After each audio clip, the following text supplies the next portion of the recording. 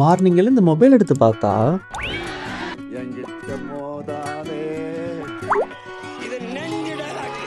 சரின்னு window open பண்ணுனா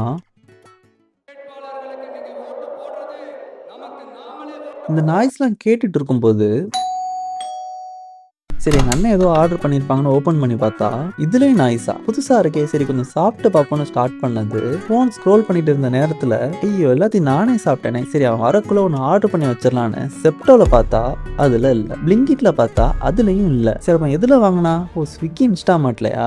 ஏன் இது ஸ்விக்கியில் மட்டும் இருக்குன்னு பார்த்ததுக்கு அப்புறம் தான் தெரியுது இது ஸ்விக்கியோட ஓன் ப்ராடக்ட்னு. இது மாதிரி இவங்க மட்டும் தான் ஓன் ப்ராடக்ட் பண்ணி சேல்ஸ் பண்ணுறாங்கன்னு பார்த்தா டிமார்ட்டில் அவங்க ஓன் லேபிள் வச்ச ப்ராடக்ட் மற்ற பிராண்ட் ப்ரைஸிங்கோட கம்மியாக இருக்கனால டிமார்ட் ப்ராடக்ட்டை அவங்க காம்படிட்டர் பிராண்ட்ஸ்க்கு பக்கத்திலே பிளேஸ் பண்ணிடுவாங்க. இதை பார்த்துட்டு மக்கள் ஈஸியாக இதை செலக்ட் பண்ணிடுவாங்க. இதே நீங்கள் Amazon basics and Flipkart smart பைலையும் பார்க்கலாம். ஆனால் ஸ்விக்கி இதுக்கு அப்படியே ஆப்போசிட்டாக ப்ரைஸிங்கில் ப்ளே பண்ணாமல் குவாலிட்டி அண்ட் பிராண்டிங்கில் ஃபோக்கஸ் பண்ணி இன்னொரு சீப்பான ப்ராடக்ட் இவங்க ப்ராடக்ட்டை ரீப்ளேஸ் பண்ண முடியாத மாதிரி ஒரு மார்க்கெட்டே செட் பண்ணிட்டு இருக்காங்க. அது மட்டும் இல்லாமல் இந்த நாய்ஸ் ப்ராடக்ட்டை வாங்க நினைக்கிறவங்க இங்கே மட்டும்தான் ஆர்டர் பண்ண முடியுன்றனால வேறு ஆப்ஷனே இல்லை, ஃப்ரீ டெலிவரிக்கு பக்கெட்டை ஃபில் பண்ண ஸ்டார்ட் பண்ணிடுறாங்க. இதே மாதிரி ஆன்லைனில் ஃப்ரீ டெலிவரிக்கு ஆசைப்பட்டு ₹20 வாங்க வேண்டிய ப்ராடக்ட்டை ஸ்மார்ட்டாக வாங்குறேன்னு ₹200 வரைக்கும் வாங்குற உங்கள் ஃப்ரெண்டை இந்த வீடியோவில் டேக் பண்ணி அப்படியே இதே மாதிரி இன்ட்ரெஸ்டிங்கான பிராண்ட் மூவ்ஸ் பற்றி தெரிஞ்சுக்கணும்னா என்னோட பேஜை ஃபாலோ பண்ணிக்கோங்க.